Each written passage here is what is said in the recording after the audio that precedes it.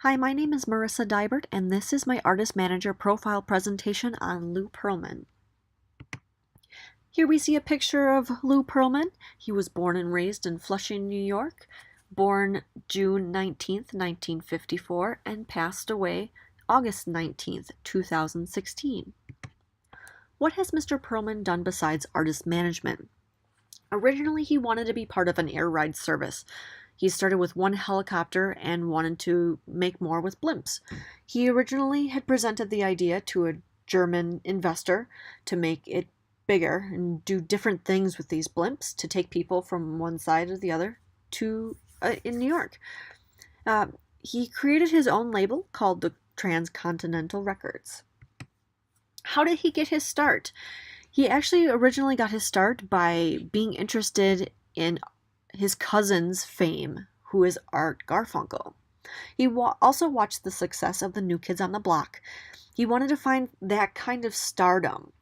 He thought that if he could find somebody who kind of resonated with the same thing that the New Kids on the Block had going on, he would be able to find that kind of success. So he decided to start his own record label. From there, he took his record label and created a talent search, which he found these guys, the Backstreet Boys. The Backstreet Boys were the most successful boy band of the time. They have sold 130 million copies of their albums, and they also opened the door for Lou Pearlman to use the talent search again to find another band such as NSYNC. NSYNC sold around 70 million copies of their albums and are still very successful. People recognize their music as well as the Backstreet Boys.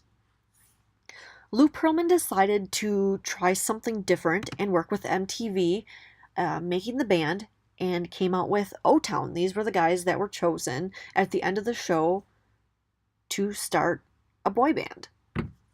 They won, and they were relatively successful. Some other bands that he has worked with are LFO, Take 5, US 5, Innocence, which was originally fronted by Britney Spears for a short time, Aaron Carter, who is the younger brother of Nick Carter, one of the singers from the Backstreet Boys, Jordan Knight, Smiles and South Star, and C-Note. Was his artist management style unique? I think it was unique due to the fact that he was constantly pushing for the bands to do more, to go more places, to do the international tours, to go all over the place and get as much exposure as possible. I really think that this is what led to the boy band's success. In the 90s, it was something that was kind of going, everybody wanted to be in the boy band, but only a certain few are still recognized today. What good and bad decisions did he make for his artists? I would like to think that the good outweighs the bad, but after learning more and more about this man, I find out that the bad kind of trumps the good. The good parts of it, though, is he did put his bands in world tours, which got them a lot of exposure, and at the time of boy bands being trending, it really helped them get their name out there, and people recognized them. And even now, people in my generation and younger still recognize the Backstreet Boys. Kids are always singing along. They're like, hey, I know this. And they're now on their own. But this also led to him taking advantage of these bands. He had a scandal where he was actually siphoning off a lot of the band's money.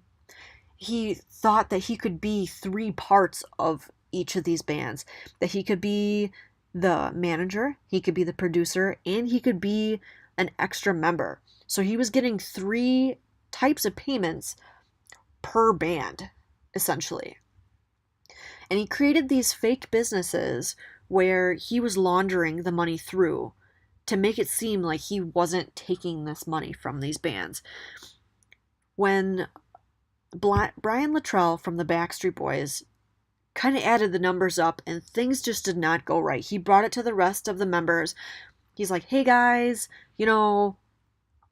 How come after selling 10 million copies, this is all that we have gotten? $300,000 between 5 guys and 10 million copies of our album. That seems quite low, especially after we just got done off of a tour and we were all over the place. People are buying merchandise from us, buying more albums. It brought a lot of questions, and it eventually turned to all of the bands that he had in his roster suing him. He lost every single case of these bands suing him. It eventually came down to where he was serving 25 years in prison for all these different kinds of charges. Lou Pearlman actually had passed away from cardiac arrest while he was serving his sentence. He only got 8 years into the 25-year sentence. Lessons learned. Do not take advantage of people who have the passion for music and they just want to live their lives and get themselves out there and make money and a happy life for themselves. But respect runs both ways. The bands need to respect the manager, and the manager needs to respect the bands. I feel that Lou Pearlman did not respect the bands the way that the bands respected him. I feel that they lost all respect for him and all trust for him once they discovered that he had been siphoning off as much money that he had been. Money is the best and worst aspect of the world. Yes, it can get you anything that you want, but when all of a sudden you look and you all of a sudden don't have the money that you were promised that you earned, it can make people turn on people really quickly, and it can make you very envious of somebody who has much more than you do. Do not think you are entitled to whatever you want. Just because it is there does not mean you can take it. He had control of all of their finances and everything and still took it anyway. You don't gain respect, you don't gain trust like that. That's just not how the world works. Lessons for the unsigned band. One of my biggest takeaways was how much exposure he got NSYNC and the Backstreet Boys. I feel like that is one of the biggest things that could make or break a music career. We are in the day and age of social media.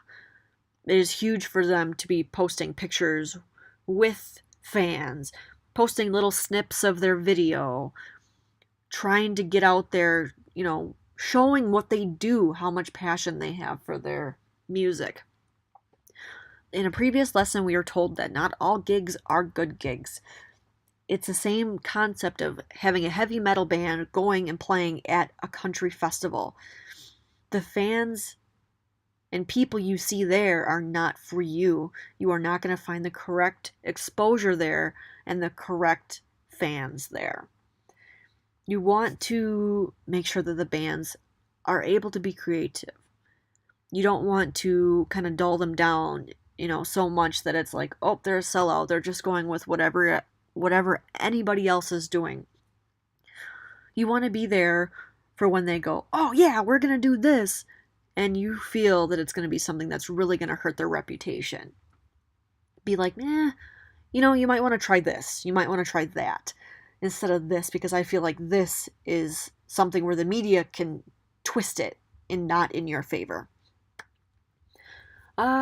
I believe that is all I have for now. Thank you for listening to my presentation. My name is Marissa Deibert, and good night.